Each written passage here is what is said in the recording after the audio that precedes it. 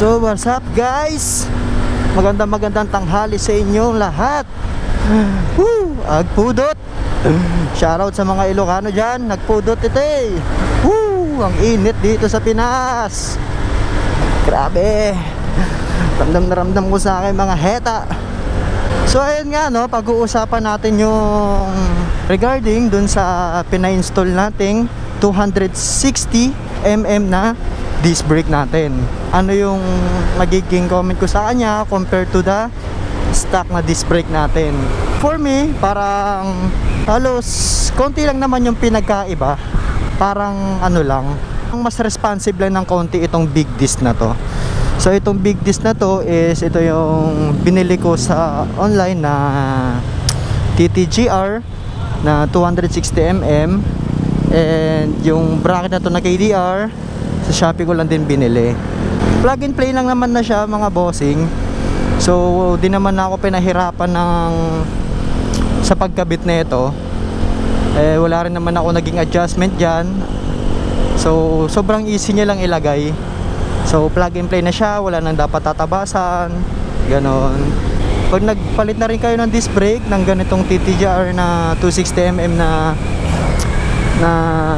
disc brake, is linisin nyo na rin yung brake pad nyo. Lagyan nyo na rin yung grasa, yung dalawang hand ng brake pad, yung pinaghahawakan ng brake pad nyo dito sa may caliper natin. Compare nga doon sa 190mm na stock disc brake natin, makapit din naman siya. Tinry ko lang itong TTGR, goods naman din siya. Good as good. Mas responsive ng onte si TTGR na 260mm compare sa stock. Marami kasing iba't ibang klase ng big disc.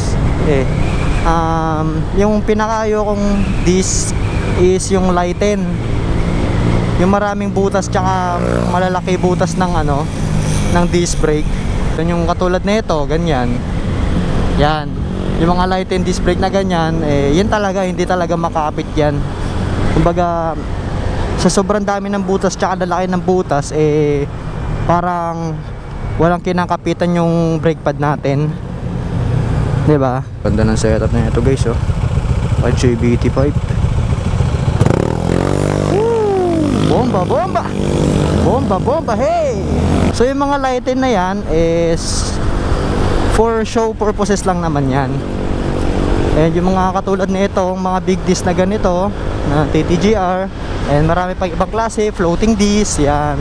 Yan yung mga ginagamit para sa mga nagsisirkit, sa mga talagang nagkakare-karera, ganyan, para mas talaga, mas makapit, mas mabilis, kumbaga mas active siya mag preno. Baka yung konting ganyan hihinto na ayan diba? Konti lang naman yung difference compared to the stock. Ayan, tignan natin kung gaano kakapit yung brake natin. From 30, yan, diba? Mga emergency na ganyan, nakakapreno agad tayo. Ayan diba? Kasi konting lang guys, ramdam nyo na napaka-responsive nya. Diba? So pag magpapalit kayo ng disc brake, make sure na linisan nyo na rin yung brake pad nyo para talagang sulit yung kapit ng pad mo sa disc brake, diba? Ayan So kung pagbabasehan naman sa quality, sulit na rin naman na itong TTGR na disc brake na to sa presyo nya. Nasa 800 something lang itong presyo na ito, kasama na doon yung bracket ng caliper. Okay, so nasa sa inyo kung gusto nyo palitan yung bolts. Yung medyo concern lang naman dyan is yung bolts, parang medyo madali siyang bumilog kasi di Allen wrench nga siya, tsaka mabilis maka-lost thread. Kung quality naman, quality si TTGR.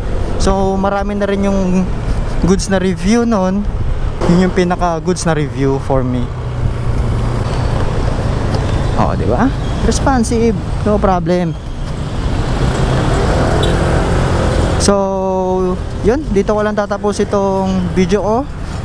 Hopefully nakatulong po ako sa pag-review tungkol dito sa Big Disc.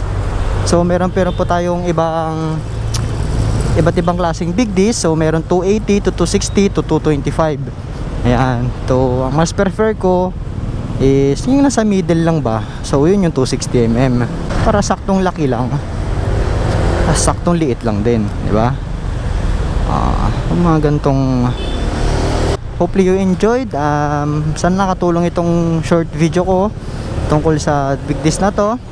And again, please like and share, subscribe to my YouTube channel, and patuloy lang po tayo sumuporta sa mga nag-uumpisang katulad ko. And maraming salamat sa inyo. Thank you for watching, guys. Love you all. Ingat kayo at magandang tanghali po sa inyong lahat. Peace!